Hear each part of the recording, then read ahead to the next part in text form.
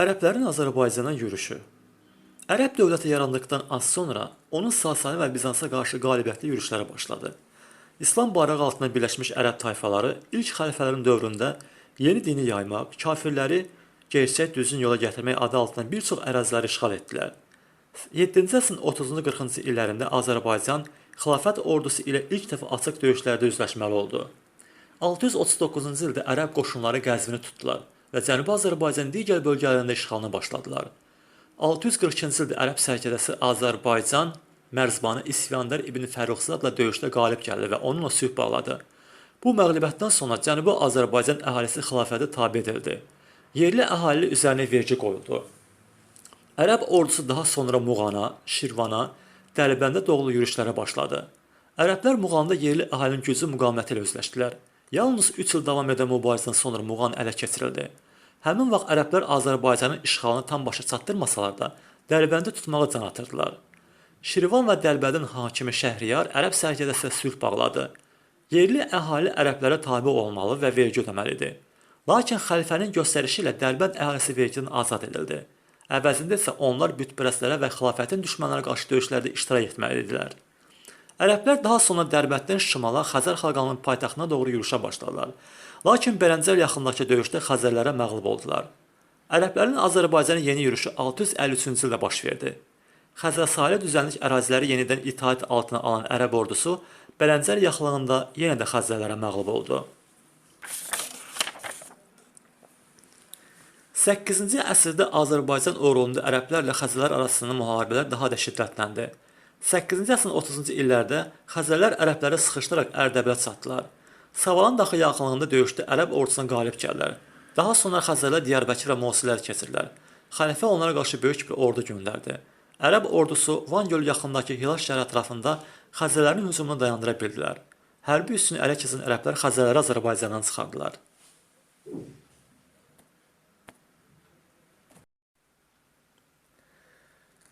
Cavanşir, Alban hökmdarı. 7-ci əsrin əvvəllərində Azərbaycanın şimalında Albaniyada Mehranlər sülaləsinin hökmranlığı başladı. Daha öncə bu sülalə Girdiman vilayətində hakimiyyətə gəlmişdi. Sülalənin banisi Mehran idi. O Sabirlər adlı türk tayfalarına mənsub idi. Mehran Girdiman vilayətində Mehrəvan qalasını saldırdı. Sonralar Mehranlərin hakimiyyəti bütün Albaniyanı əhatə etmiş, Bərdə şəhərdə yenidən paytaxt olmuşdu. 7-ci əsrin 30-cu illərində Albaniya Sasani imperiyasının asılı vəziyyətdə idi. Bu səbəbdən də Albaniya hökmdarı oğlu Cavanşiri böyük qoşunla ərəblərə qarşı vuruşmaq üçün göndərdi. Gənc sərkərdə Cavanşir döyüşlərdə igidliyi ilə fərqləndi. İran şahı onu qızıl silahla mükafatlandırdı. Lakin Sasani imperiyasının paytaxtı Mədani ərəblər tərəfindən mühasirə alındıqdan sonra Cavanşir vətəninə qayıtdı. Doğma vətəninin təhlükəsizliyini təmin etmək üçün atası Cavanşiri 642-ci ildə hökmdar taxtdan çıxardı. Albaniya tarixçisi Musa Kalanqatlının yazdığına görə Cavanşir İberiya sərhədlərindən Hun qapısına və Araçsana qədər ərazilərdə hökmranlıq etmişdi. Cavanşir dinc quruculuq işlərini həyata keçirmək, ölkənin daxili sabitliyini təmin etməklə yanaşı həm də uğurlu xarici siyasət yeridirdi. 7-ci əsrin ortalarında Cavanşir ərəblərə qarşı mübarizəni qətiyyətlə davam etdirdi. 654-cü ildə Bizans imperatoru ilə ittifaq yaratdı. Xilafata qarşı birgə mübarizə aparmaq haqqında imperatorla razılığa gəldi.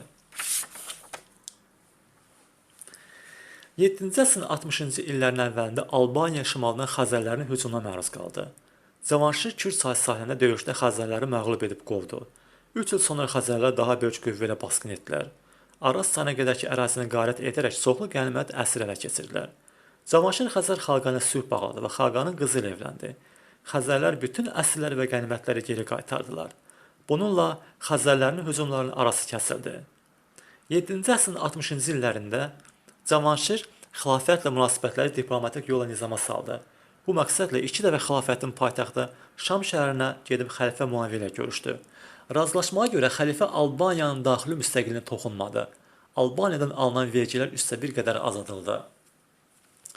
Xilafətin bu güzəştə getməsinin səbəbi Albaniyanın əlverişli strateji coğrafi mövqeyi, zəngin sərvətlərə malik olması və Albaniya hökmdarı Cavanşirin şəxsi nüfuzu idi. Cavanşirin müasir olmuş Albaniya tarixçisi Musa Kalanqatlı Albaniya tarixi əsərində onun haqqında yazmışdı. O bütün gecələri yuxusuz keçirir, vətənin xeyri barədə fikirləşirdi. Cavanşir paytaxt Bərdəni abadlaşdırdı, saraylar yetirdi, alimləri, şairləri, sənətkarları himayə etdi. O mərkəzi hakimiyyəti möhkəmləndirir, müstəqillə can atan iri feodal əyanlarına qarşı mübarizə aparırdı. Bu dövrdə Cavanşir ağıllı və uzaqgörən siyasəti ilə ölkəni həm Sasani, Bizans, Xəzər və Ərəb dövlətlərinin viranedici basqınlarından xilas etdi. Ölkə daxilində iqtisadiyyatın dirçəlişinə nail oldu, sənətkarlığın, ticarətin, mədəniyyətin inkişafına şərait yaratdı. Alban hökmdarının xilafətlə normal münasibətlər yaranmasına qısqanclıq yanaşan Bizanspərəst qüvvələr 681-ci ildə ona sui-qəsd təşkil etdilər. Cavanşirin öldürülməsindən sonra Albaniya yenidən Ərəb xilafəti, Xəzər xaqanlığı və Bizans arasında müharibə meydanına çevrildi. Daha güclü olan xilafət qalib gəldi və 705-ci ildə Mehranilər sülaləsinin hakimiyyətinə son qoyuldu. Albaniyanın daxili müstəqilliyi ləğv edildi.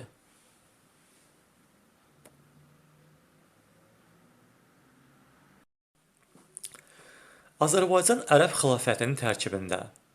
Ərəb xilafəti dövründə bütün hakimiyyət ərəb canişinin əmrin əlində cəmləşirdi. Ərəblər Azərbaycanı işğal etdikdən sonra Azərbaycan və Qafqazın tabe edilmiş digər bölgələri bir əmirliyə daxil edildi. Əmirliyin iqamətgahı Dəbil şəhərində yerləşirdi. İlk vaxtlar yerli əyanlardan idarəçilikdə geniş istifadə edilirdi. 8-ci əsrin əvvəllərində xilafət Qafqazın idarə olunmasında dəyişiklik etdi. Bütün Qafqaz Azərbaycanın cənubu istisna olmaqla ayrıca bir əmirliyə çevrildi. Əmirliyin mərkəzi Dəbildən Bərdəyə köçürüldü. Bərdədə və digər mühüm strateji əhəmiyyətli malik şəhərlərdə, həmçinin mahal mərkəzlərində ərəb qarnizonları yerləşdirildi. Xəlifənin təyin etdiyi əmir mülki idarəçiliyi həyata keçirməklə bərabər, buradakı ərəb hərbi qüvvələrinə də komandanlıq edirdi. Tədricən bütün önəmli vəzifələri ərəblər təyin edildi.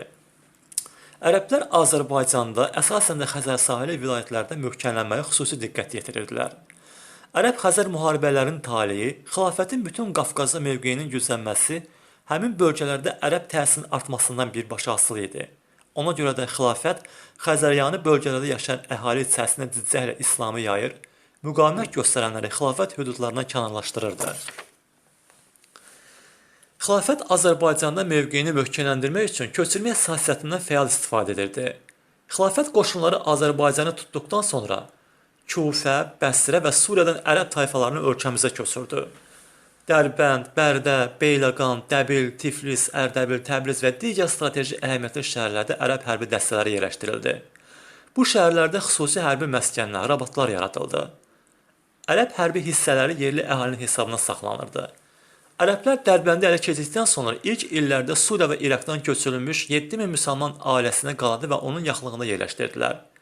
8-ci əsrin 20-ci illərində xilafət Dərbəndi yenidən tutduqdan sonra şəhərə Suriyadan çoxlu sayda ərəb döyüşçüsü köçürüldü. Bu zaman qala divarları təmir edildi. Qalada isə ərzaq və silah anbarları yaradıldı. Köçürmə siyasətinin əsas məqsədi hərbi strateji əhəmiyyəti olan bölgələrdə və qalalarda xilafətin hakimiyyətini möhkəmləndirmək, etnik dayaq yaratmaq, Xəzər xaqanlığının hücumlarının qarşısını almaq üçün sərhədlərin mühafizəsini yaxşılaşdırmaq idi. Təsadüfi deyil ki, Qafqazda ən çox ərəb ailəsi yerləşdirən bölgə Azərbaycanın Xəzəryanı bölgələri, xüsusilə də Dərbənd və onun ətrafı idi. Ərəb müəllifi İl-İstəxri ərəblərin Dərbəndə köçürülməsi səbəbləri haqqında yazmışdı. Orada, yəni Dərbənddə yaşayan adamlara tapşırılmışdı ki, Xəzərlərin İslam torpaqlarına keçə biləcəyi yolları qorusunlar. Ona görə də yalnız 8-ci əsrin sonunda Ərəb-Xəzər müharibələri tam başa çatdıqdan sonra ərəblərin Azərbaycan köçürülməsi dayandırıldı. Ərəblərin Azərbaycana kütləvi köçürülməsi mühüm nəticəsi ölkəmizdə İslamın qəti möhkəmlənməsi oldu. Ölkəmizə köçürülən ərəb ailələri isə sonrakı dövrdə yerli türk əhaliyə qaynayıb qarışdı.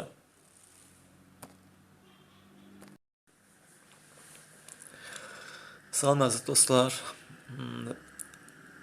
Ərəb xilafəti dövründə Azərbaycanın torpaq sahibliyinə və vergi və mükəffətlərə, yəni xalq nə qədər vergi verirdi, ona bir nəzər salaq.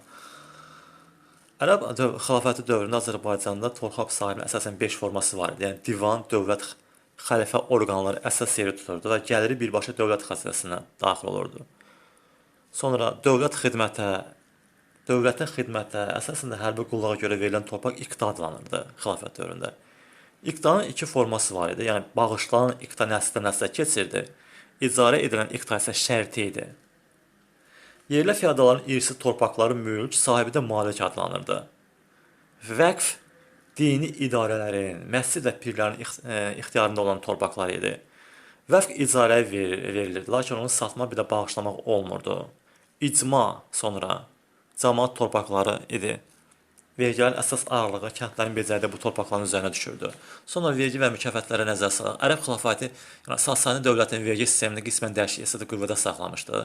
İlk xəlifələr dövründə vergilər xeyli yüngül idi. Əsas vergi xərac, yəni torpaq məhsul vergisi idi.